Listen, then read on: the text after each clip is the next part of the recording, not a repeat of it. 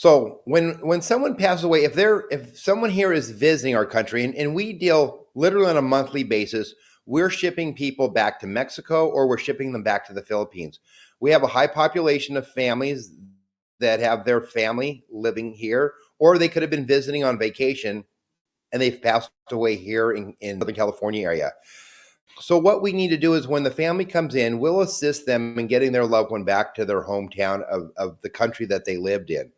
And so the process does take a while. Some people don't understand that it could take 10 to 14 working days, sometimes a little longer, because we need to get all the documentation done here locally, get it all approved from our local agencies, the county and the state. Then when it comes to Mexico, we have to translate all those documents into Spanish. Once we translate all those documents to Spanish, so we have them in the English and Spanish form, then we have to have them all notarized. Once we get them all notarized, then we have to take them to the consulate. And the consulate has to accept that. And we have to have the person's passport, all of our legal documents for the after death. There's documents for embalming. There's documents for contagious disease. And we have to get all those documents in order. Once we present those to the consulate of that country, and we have them all here in between Los Angeles and Riverside County, we have consulates for every country. We take them there. We have to present them those documents, and then they have to review them. And so sometimes we have to leave them there and we have to go back the next day. Sometimes my staff might have to sit there 3 or 4 hours while they're waiting to get those things done. Once we get all those documents approved, then we can book a flight.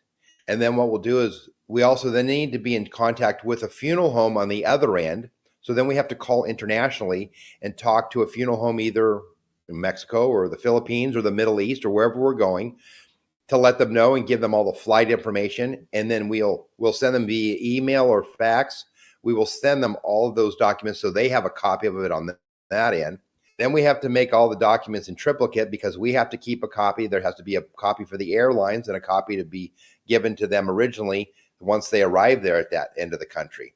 So there's quite of a process through that. And so we let the families know up front. Sometimes they'll want to have services and ceremonies here, which they can do within that week or two while we're getting all this done. And then once we get all the flight information, documentation ready, then we can go ahead and proceed and get the body prepared, which we would normally prepare if they were having a service here. But then every state or country has also their own shipping restrictions and guidelines. So it might have to be a certain type of a casket, a certain size casket. And so we have to make sure that they'll accept what we have here in the United States because we have certain regulations, but then other countries have regulations and we have to abide by their regulations because the body is being shipped into their country. So we have to do certain things to make sure that they will receive and accept that person on that end. And so there's a lot of rules and stuff. And we have a little special booklet, we call it the Red Book, that we have that we can go through. We also have to sometimes talk to the consulate of that country and see if they have any special requirements from us.